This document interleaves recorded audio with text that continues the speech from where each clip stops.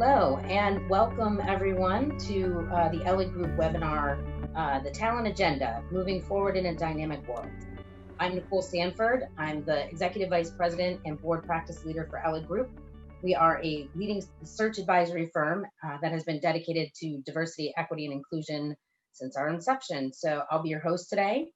And this is for those of you who are new to the series, this is part of a series that we hold to help our clients to stay current on very interesting times that we are living in, current issues and thought leaders, subject matter expertise. So we're trying to bring you insights that help you to move forward in these very, very unusual times. Kristen, I'm going to start with you. Can you give everyone a little bit of an overview of your background?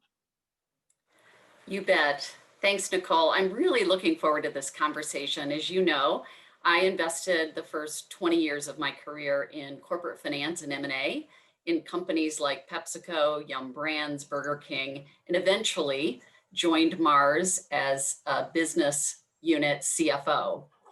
And 8 years ago, I made the decision to pivot into the talent space because I felt like I could add even more value, create even more value for the organization by focusing on people, the recruiting and development of people to accelerate business strategies.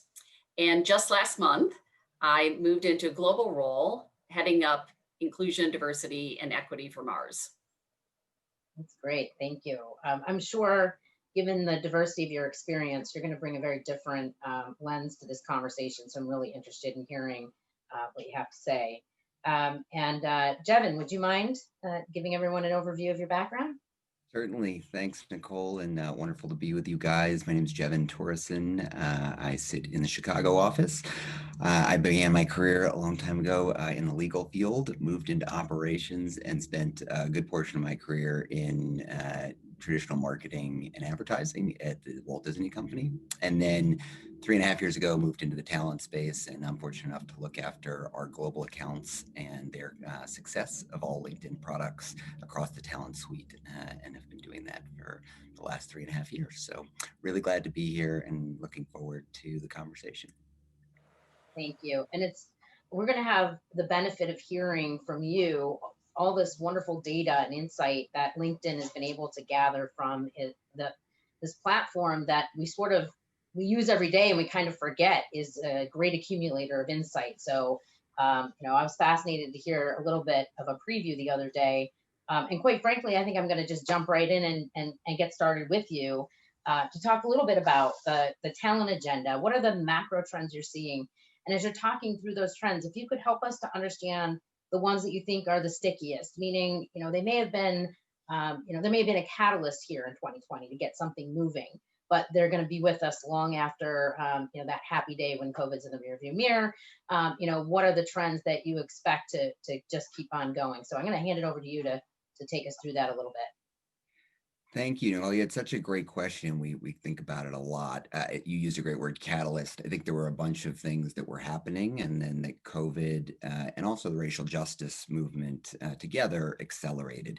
And I think in a lot of ways, these are here to stay. But as we listen and look at the data and around the future of recruiting and the trends that are shaping talent, I think it's helpful kind of to bucket them in two separate groups. First is the idea of the rise of internal mobility. And as people are hiring less, certainly now, they are building and borrowing. So just year on year, we've seen a 20% increase in conversations and relevance around internal mobility. So people are thinking about skills assessments and what they have within their own shops. Off of that, so in the places that you are hiring, is this notion of virtual recruiting and the rise of virtual recruiting. So if you can't get it internally, what do you do externally? And so then there's been a much bigger boom in video tools for interviews, as well as skills assessment. And obviously that varies a little bit based on what levels you're hiring for, but just a huge rise in virtual recruiting that we think will stay here for the future. Also is this notion of how do you, if you open the door to virtual recruiting and internal mobility, you also have a much broader look at remote work. And so with remote work, the seat that talent practitioners have in and around workforce planning has only grown. And so because there is a much lower barrier to entry on geographies, that idea of workforce planning and thinking about how you accumulate the best skills through remote work, but then how do you bring people into your culture if they're going to be in their living rooms or in their bedrooms in certain cases. So that's on the one side. I would say fueled by the racial justice movement is the rise in diversity and inclusion conversations, which have always been important, but have taken on a much more pronounced place at the table, at the CEO level, at the CFO level, and down throughout the organization. And I think with the George Floyd murder, what that did was bring forward a much more dynamic dialogue globally around diversity. And so we've seen across Asia, across EMEA, across North America, a raise in just, yes, it's important, but how do you then hold people accountable to it? And there's a very big difference. It's easy to talk about it, but actually hold people accountable is a different thing. And I would say that maybe the final thing in and around that is this convergence of talent and marketing, because people are your brand, both in and around COVID and in and around the racial justice movement. What you say and what you do matters more than ever. And so because people are your brand, we have to go beyond this notion of just a tweet or something about, yeah, we care about our people with COVID, or we're taking care of, we care about Black Lives Matter. People are being held to account more. And so that's raising the level of accountability across the board. So those are the, I know we'll get into those throughout the day, but those are the things we continue to see in and around the talent agenda. Right. And of those, what do you feel are the ones that are most likely to sort of carry on, as we move forward in the future? Which are sort of a reaction to where we are, and which are sort of here to stay based on where we're going? Oh, such a good question. I think so. There's probably. I think that they're all going to stay in a way, shape, or form. But maybe the place that you see the most is this notion of the expectation of remote work. I think it will be very hard for everyone to go back to the office after you've experienced this idea of living at home and the flexibility that you have living at home.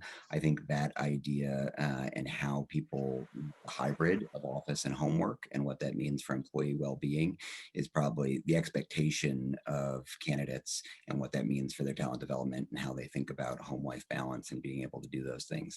I think it's hard to go back to a world where everyone is going straight into the office. It's probably the biggest.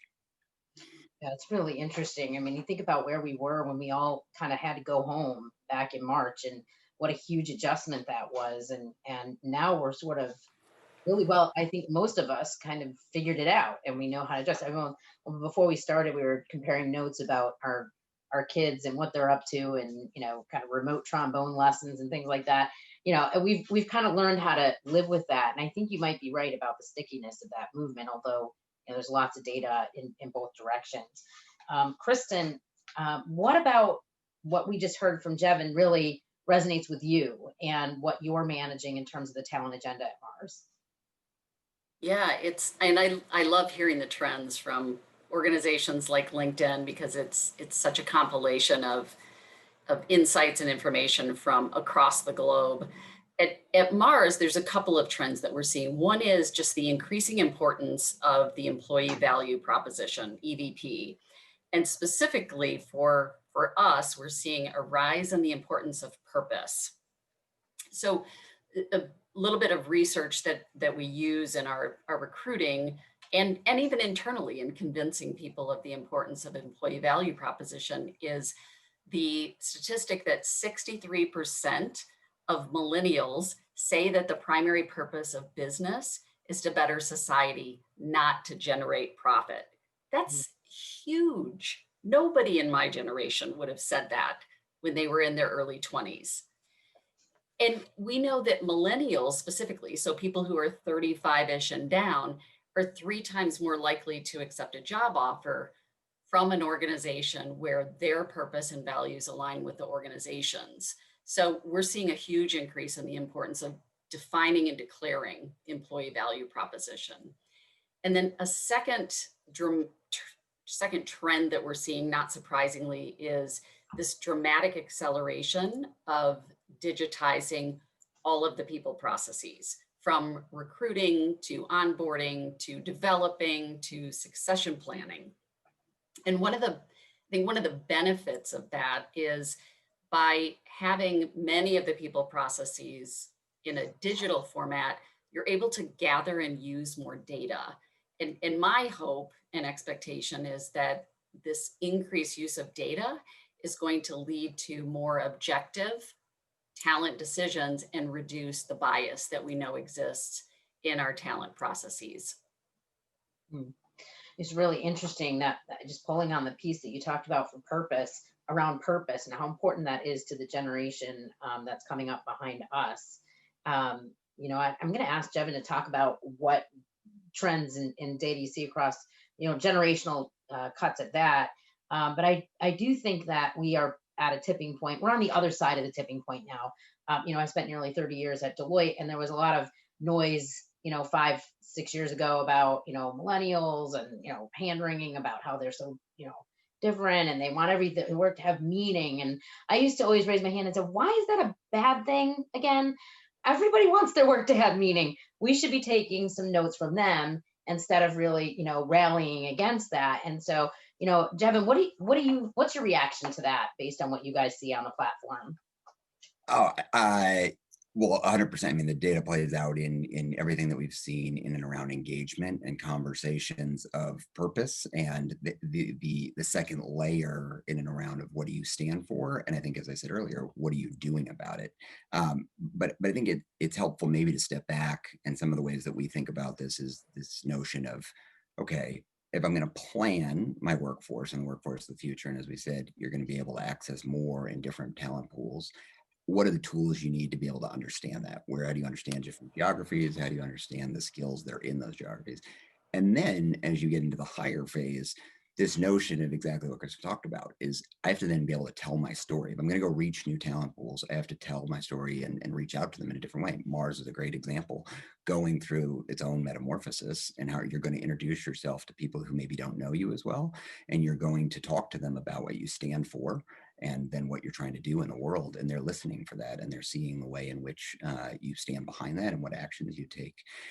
And so then as you build on telling that story and you connect with them, we hear a lot from our customers about the notion of wanting to have more seamless integrate. There's so many tools in the world. And so if I'm trying to find all those people, how do I make sure my recruiting tools are working together? And so this notion of a more unified experience. And then once they get there, and this is right, Kristen's got so much experience with this, but great if we get all these new people and they're here and millennial or otherwise, and then it's a rotating door and they leave and we don't develop them properly, then, shame on us. We've spent all this time and energy. And so I think that idea of the convergence of talent and learning more than ever before we see those things working together is we've got these people here. Here's the things that they want to learn or need to learn. We're going to develop really meaningful paths for them in and around learning. And then the final piece of that is listening. So we have them here, we're developing them there. Are we getting them and meeting them where they are? And I think what Kristen talked about of listening to engagement, employee engagement, and making sure, so we use tools like Glint, but there are tons of them, where you're listening for the way in which that you're meeting employees and meeting the expectations, not only of millennials, but up and down the stack. So I think that idea of plan, hire, develop really plays out well for us. That's interesting. I want to jump in on the recruiting topic. Obviously, given the nature of our business, we are asked all the time by our clients for what we're seeing in terms of trends, especially this year in recruiting. Kristen, talk to us a little bit about how that may have changed for you specifically, and the sort of talent acquisition. Yeah, it's a good question, and it ties back to one of the first comments you made, Jevin, about the criticality of actions backing up words or declarations. And if I think about the employee value proposition at Mars, it's 3 words. It's purpose, people, and development. So we can look back 2 years ago, 3 years ago, and it was super well received, still is really well received. But 2 years ago, candidates would just take those 3 words at face value and they would be delighted because they sound human-centric and very positive. Yeah.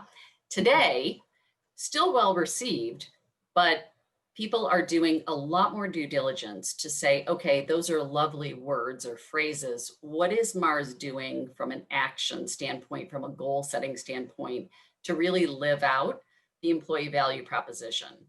So one thing is that demanding nature of the candidates to see our purpose in action, which in my mind is just really good news for us and for society.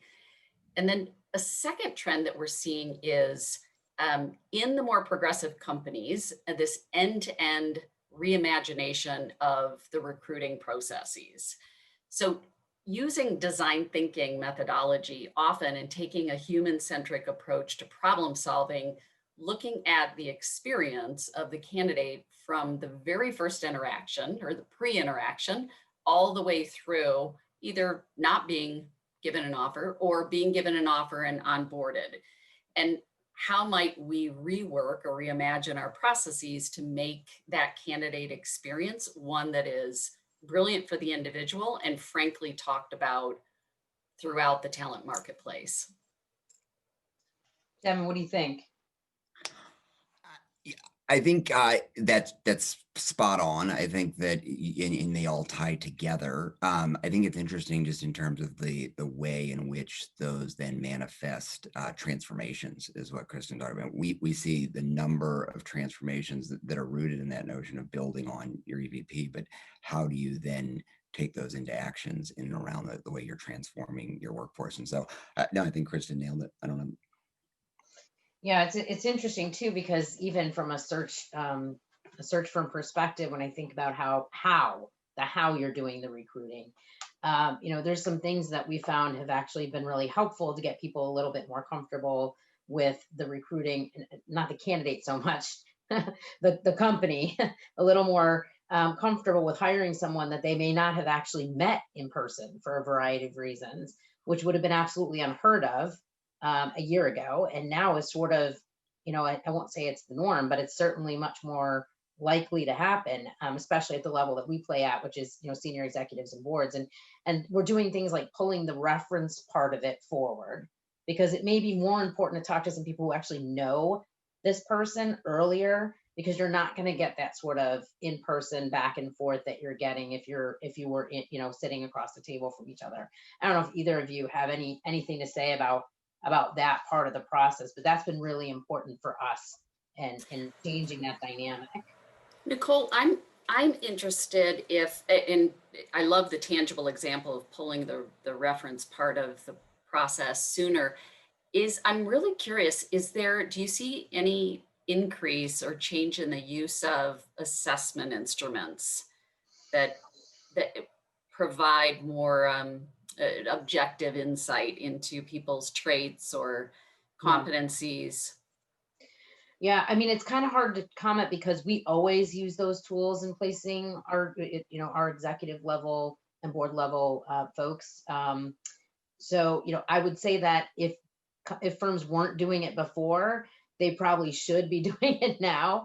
But we always did. So, it's kind of hard Mm, to comment on that. But I mhm. don't know, that might be something Yeah, you see, I Devin. can certainly jump in. I think, I mean, again, going back to the trends at the beginning, that idea of skills, and you nailed it. You're going to bring high level executives in who you may never have been in the room with. So you need to be able to make sure you're comfortable in this setting, and then they have the hard skills. But I think you said something really interesting on the assessment side. We've seen a huge push in terms of driving assessments with recruiting tools and make sure they're talking to each other.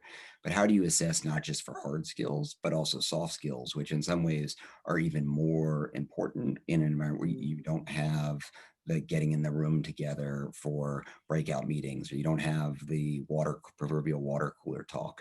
And so how you think about, are they going to be a culture addition, and the way, and so we've seen assessments of hard skills. Yeah, I need them to be able to be in Python and all these other things, but I also want to make sure that they've got emotional intelligence, that they've got resilience in terms of what they're going through now. And so if you look at the learning courses that we've seen people taking most, huge spike in terms of the soft skills. And I think that resonates with, as they're preparing for meetings, or I'm sorry, for interviews, but also once they're in a company, making sure that they're able to develop those skills. Right.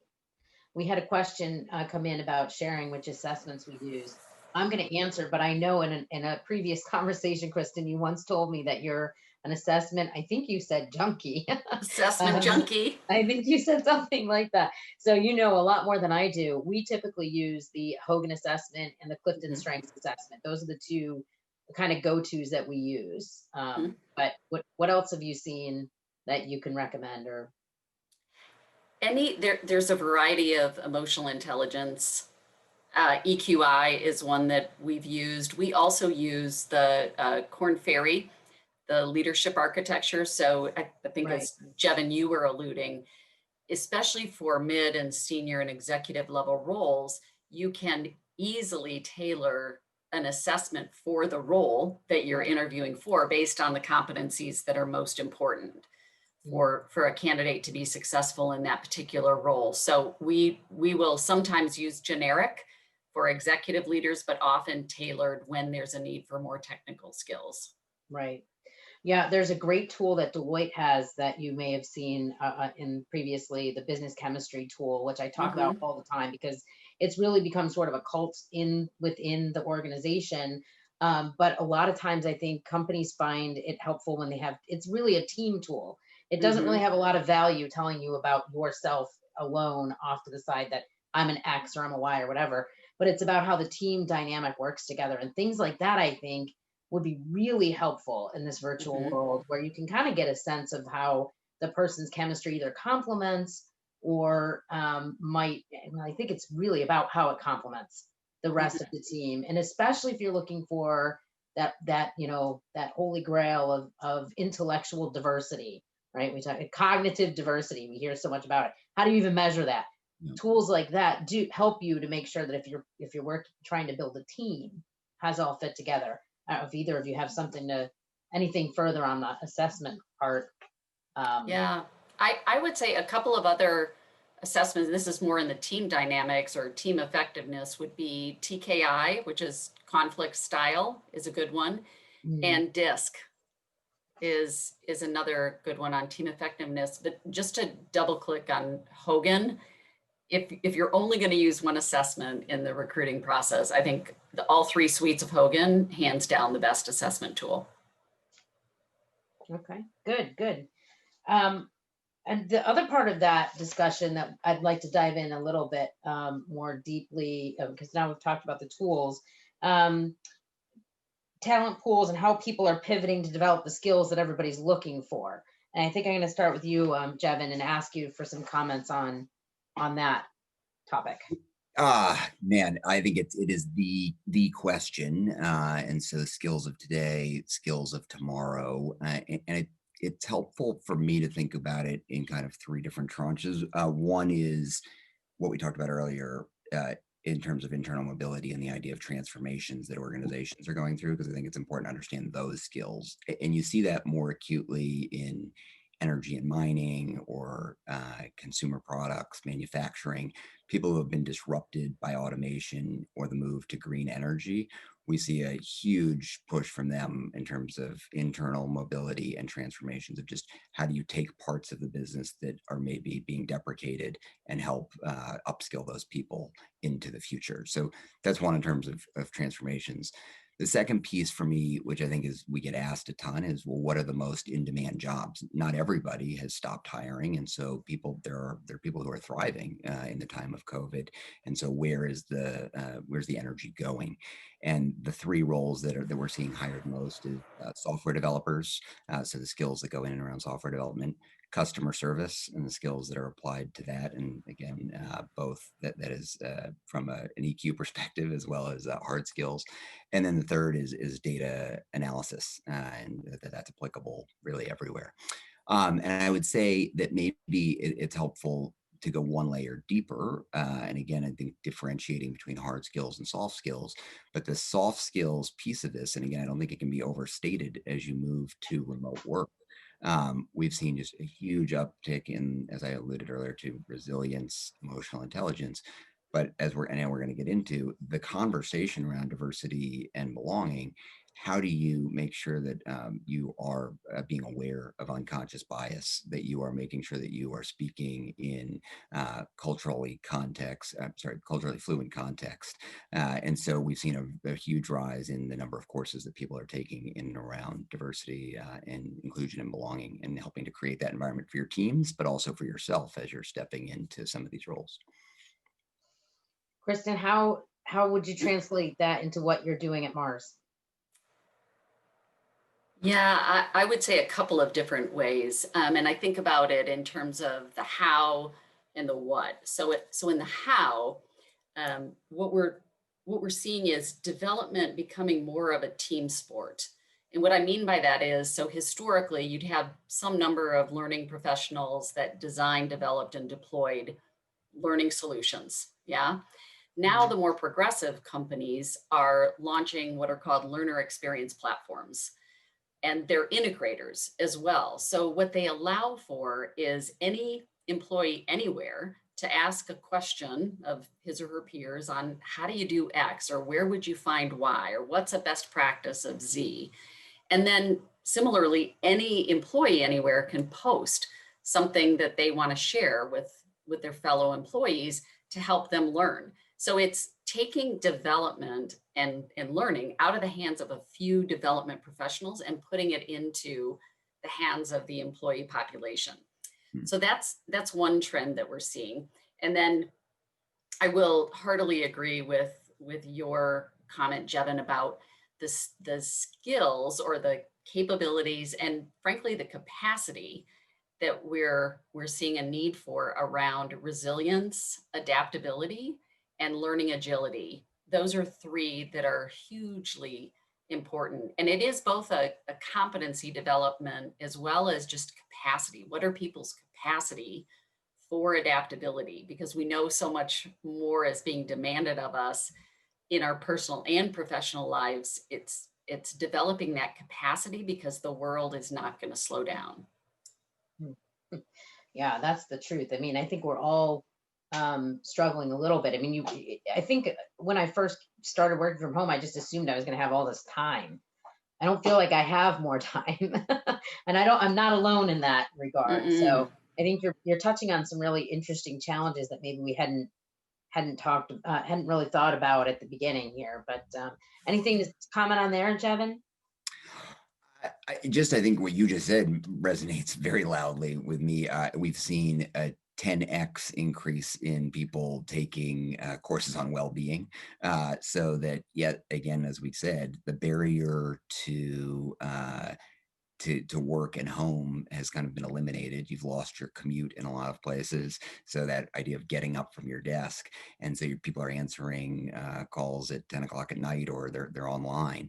And so that's a good thing because of productivity. And I think as CEOs and CFOs look, they're like, wow, we went to remote and productivity is up, cost savings are down. That's a good thing. But how sustainable is it? And as you think about well-being of your people, it's a huge concern at the individual level. And then we're seeing that manifest in the way that people are leading teams. And so everyone's trying to meet their teams where they are. And that plays out in all the data that we see in and around learning. Yeah. Yeah, it's really interesting to watching how CEOs are setting examples real time about putting up some boundaries around your work life and your home life, and how important that is. I've seen a couple of really interesting recent articles about that, why it's so important as a CEO, as a senior leader, to take care of yourself in a visible way, so Mm. that you give your workforce permission to take care of themselves in a visible way, so that they know it's okay. um, Kristen, you using some of those tools as well? Yeah, and we are using tools, but I'll be honest. I think one thing I've seen with my own team and others is sometimes it's the simplest, I'll call them tools, that make the biggest difference. So one example, um, my team is all around the globe, so we leverage WhatsApp as a way of communicating with each other. Yeah, and so we've simply set a challenge that you take a picture of yourself every day that you work out after you work out. So it's really just a way of touching base and being visible for one another, and a means of holding each other accountable, because we're not very few of us are going to gyms where we're being held accountable by peers that we used to work out with. So leveraging ways of creating fun amongst the team and holding each other accountable has been super effective. Mhm. Jevin, how about at LinkedIn? Anything interesting that you guys are doing or Oh, that you've seen? well, I'm very aware that we don't always get to live and work in reality. LinkedIn is, I feel very, very fortunate. Not every company can do or does what we do. I mean, they closed our company 2 Fridays ago just for a mental health day across the board. And I can't say just how refreshing that was. And it's hard. And as Kristen said, you lead teams around the globe. It's like, well, great, I've got this time off. What am I going to do with it?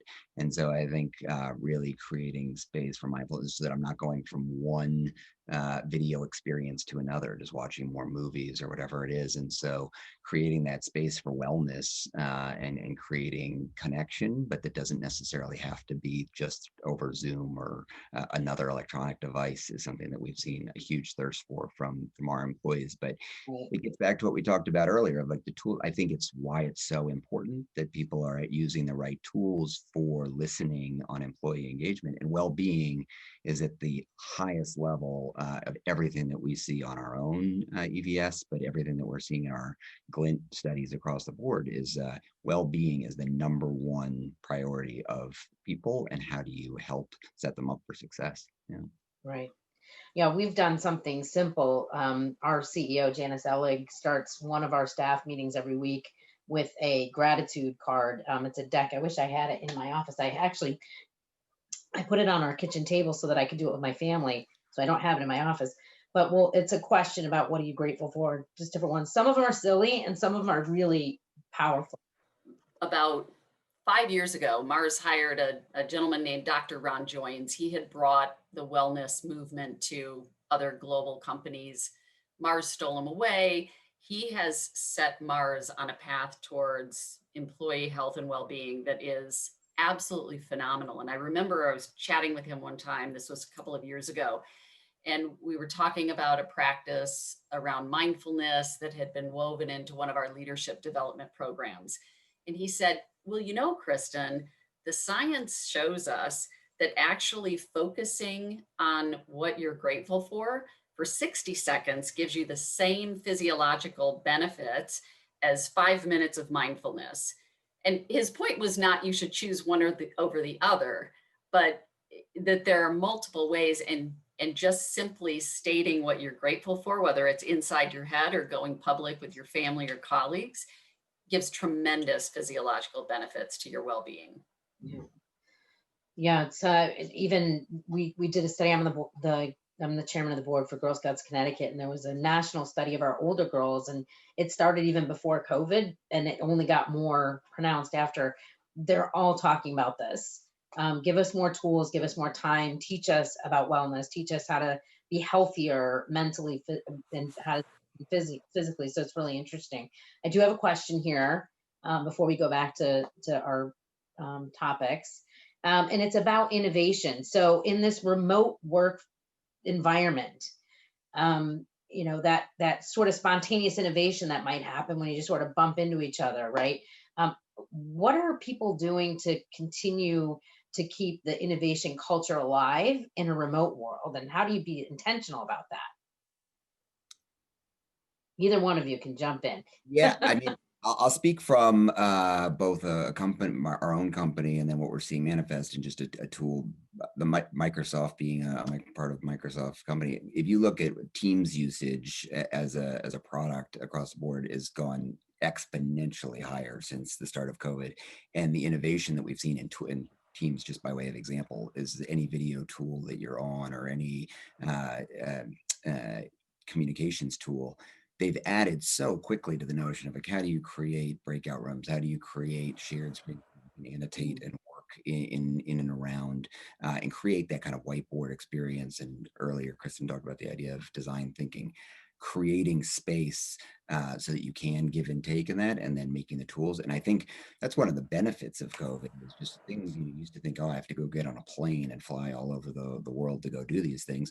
Yes, that will never go away, and it's really important, but you can do some unbelievable offsites just within the technology. And I think that's a testament to companies across the board that are making their products that much better. Right.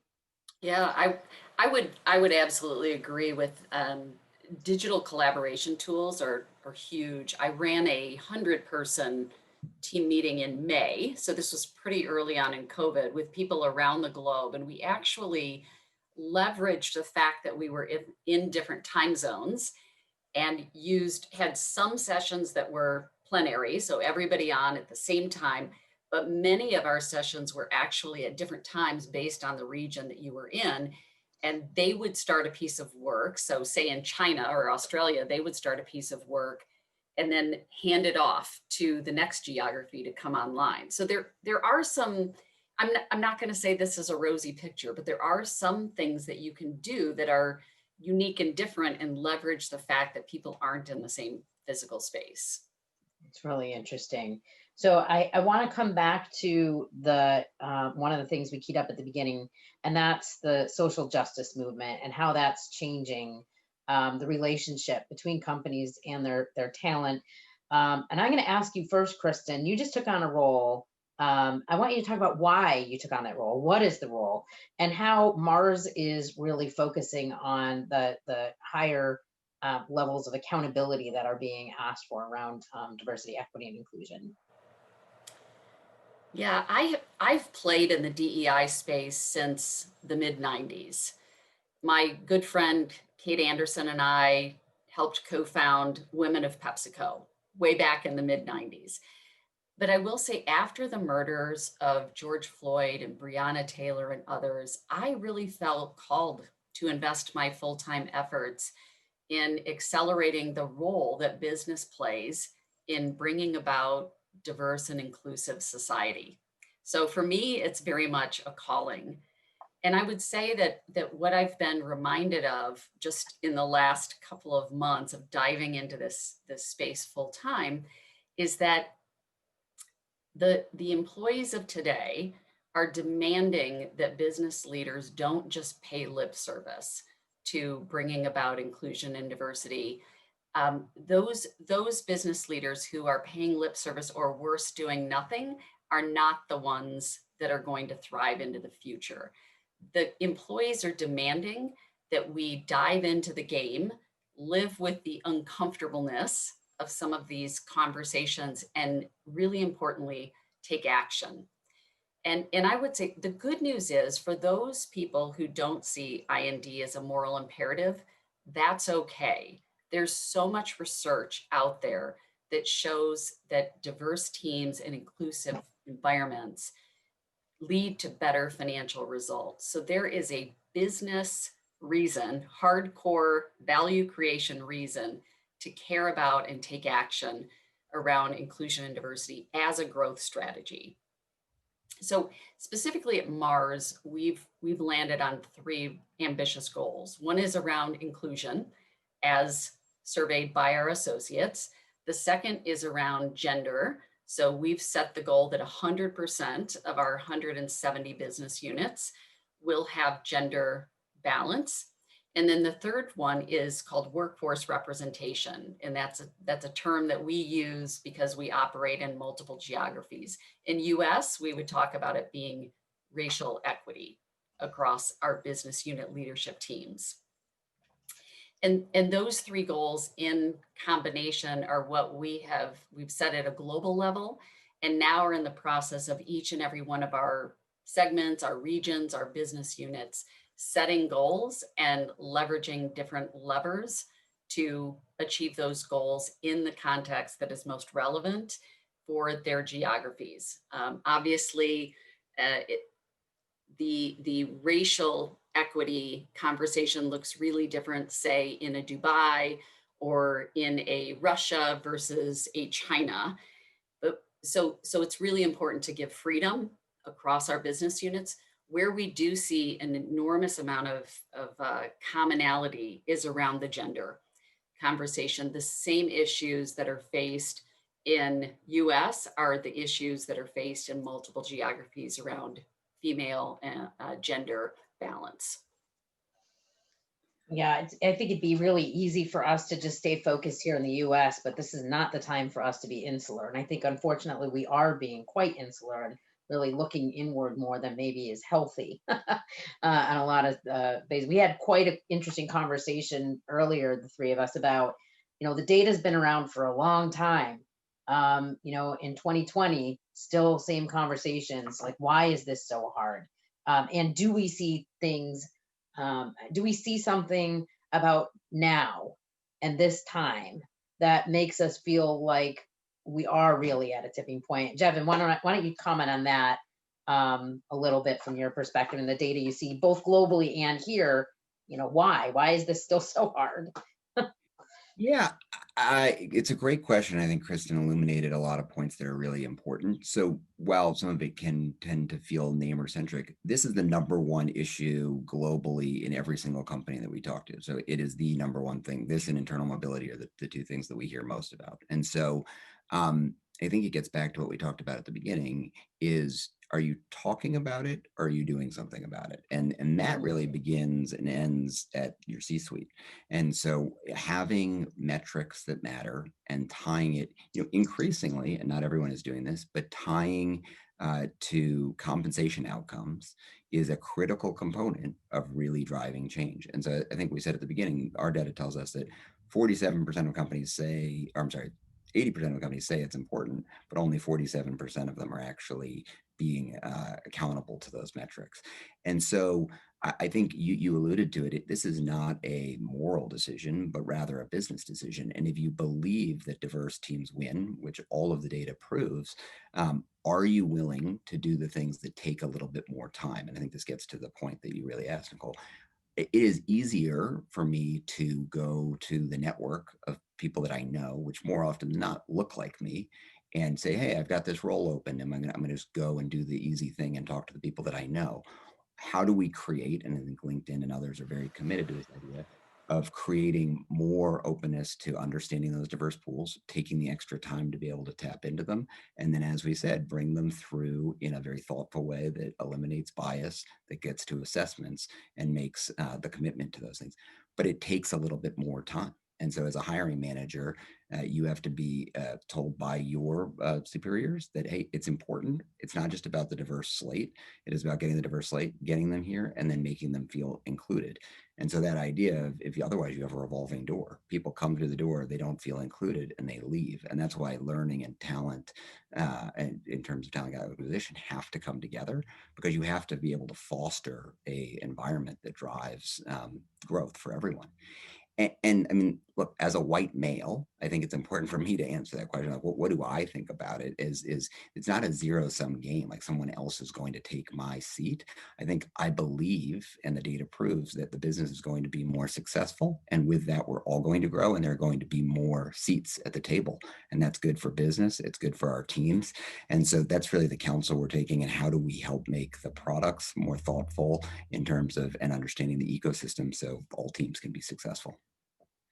Yeah, it's really interesting, that old analogy of, sharing the pie, right? I think we understand now that it's not about asking everybody who has some pie to slice off a little bit of their pie.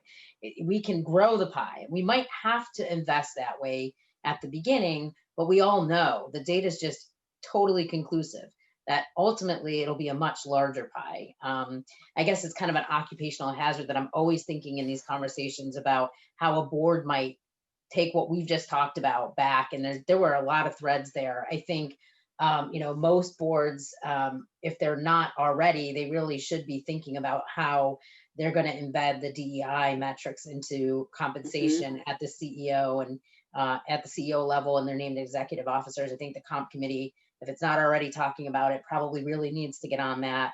I think there's also, the risk thread, and I wonder too, even with your clients, Jevin, that use a lot of your data, how much, if any of that, is getting filtered up to the board so that they can understand what's happening in terms of talent risk and where they are, and some of the things we talked about, which are really, really important. So, I think there's some really interesting takeaways here for the folks on the phone that are joining from a board perspective. So we are at time, guys. I mean, I knew the time would fly, but we had a lot to think about here. I really appreciate both of you taking the time to join us today, and look forward to maybe having you on a little bit later so we can keep talking. So thank you. Thanks so much, Nicole. It was great to be with you, Jevin. Thank you guys. Really wonderful conversation. And not one of us had a kid or a dog or a trombone at all. It's really a miracle. It was a miracle. All right. All right. Thanks, guys. Take Thanks. care.